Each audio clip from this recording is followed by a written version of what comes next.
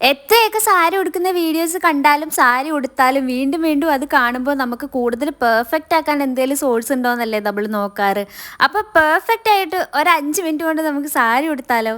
ഞാനിന്ന് fish cut അണ്ടർസ്കർട്ട് ആട്ടോ use ചെയ്തിട്ടുള്ളത്. സാരി ആണെങ്കിൽ ഒരു സെമി കോട്ടൺ ടൈപ്പ് സാരിയാണ് കേട്ടോ.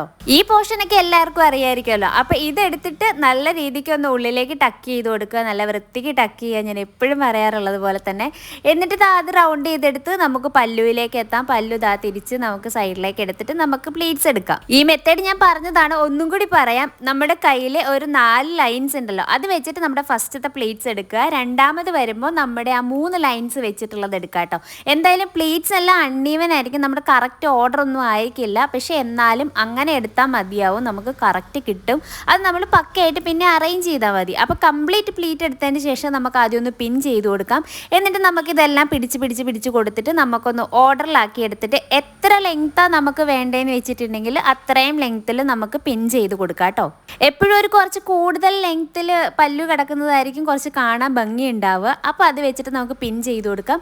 പിന്നെ ഈ ഒരു പോർഷൻ എടുക്കുക, റൗണ്ടായിട്ട് ചുറ്റിച്ച് നമ്മൾ കൊണ്ടുവന്നിട്ട് ഇവിടെയാണ് നമ്മുടെ മെയിൻ പോർഷൻ. ഈ ഒരു സൈഡ് പെർഫെക്റ്റ് ആയാൽ മാത്രമാണ് സാരിയിൽ വൃത്തി ഉണ്ടാവുക. അപ്പം നമുക്കൊരു കുറച്ചൊരു പോർഷൻ വിട്ടിട്ട് ബാക്കി സൈഡിൽ നിന്ന് നമുക്ക് എന്ത് ചെയ്യുക, പ്ലീറ്റ്സ് എടുത്തെടുക്കാം.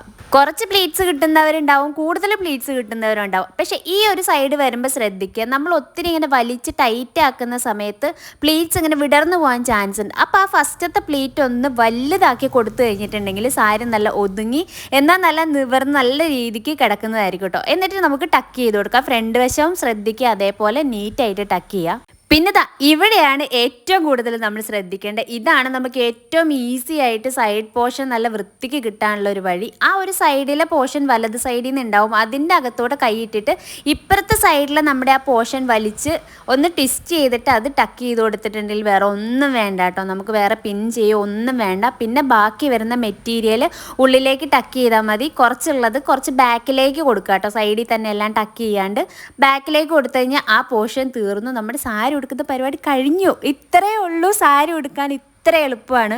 എത്ര നോക്കിയിട്ടും ഇതുവരെ സാരി ഉടുക്കാൻ പറ്റുന്നില്ലെന്നൊക്കെ പറഞ്ഞിട്ട് ഇൻബോക്സിലും കമൻ്റൊക്കെ ആയിട്ട് കുറേ പേര് മെസ്സേജ് ചെയ്തിട്ടുണ്ടായിരുന്നു. അപ്പോൾ എന്തായാലും നിങ്ങൾ ട്രൈ ചെയ്ത് നോക്കുക. ഒരു വട്ടം ചെയ്തുകൊണ്ടൊന്നും എന്തായാലും പെർഫെക്റ്റ് ആവാൻ പോകുന്നില്ല.